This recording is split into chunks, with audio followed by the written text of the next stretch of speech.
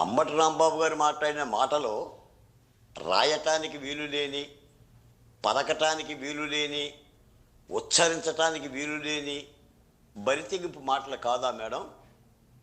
ఏం చెయ్యాలి పోలీసులు? చాలా బాగా మాట్లాడారు రాంబాబు గారు, మళ్ళీ రిపీట్ చేయండి అని అనాలా? ఏంటి గోల?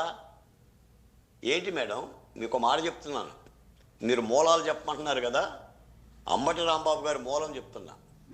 అంబటి రాంబాబు గారికి తెలుసో తెలియకో ఆవేశంలో అన్న మాటలు కావివి. జగన్మోహన్ రెడ్డి గారి ఆదేశాలతో వ్యూహాత్మకంగా అన్న మాటలు, పనిగట్టుకొని చేసిన ప్రేలాపనలు, ఆలాపనలు. మీరు అలా వైకుంఠపురం అనే సినిమాలో, అర్జున్ సినిమాలో లాస్ట్ సీన్ చూసుంటారు కదా, చిత్తరాల శరపడు అనే పాట, ఆంబోతు రంకెలేసి కొమ్ములతో దులుపుతుంటే కొమ్ములోడ తీసినట్టి చిత్తరాల శరపడు, జడల విప్పి మర్రి చెట్టు దెయ్యాలతో కయ్యానికి. ఏంటి మేడం? ఎక్కడన్నా అద్దు అదుపు ఉందా? తాను మంత్రినన్న స్పృహ ఉందా?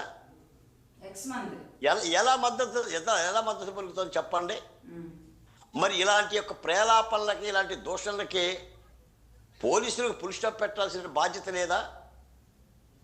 మొన్న గతంలో సోషల్ మీడియాలో సైకోల వీరంగానికి, సైకోల దుర్మార్గానికి, ఆత్మహత్యలు జరిగిన సందర్భాలకి లోకేష్ గారికి కాస్త చెక్కి పెట్టారు.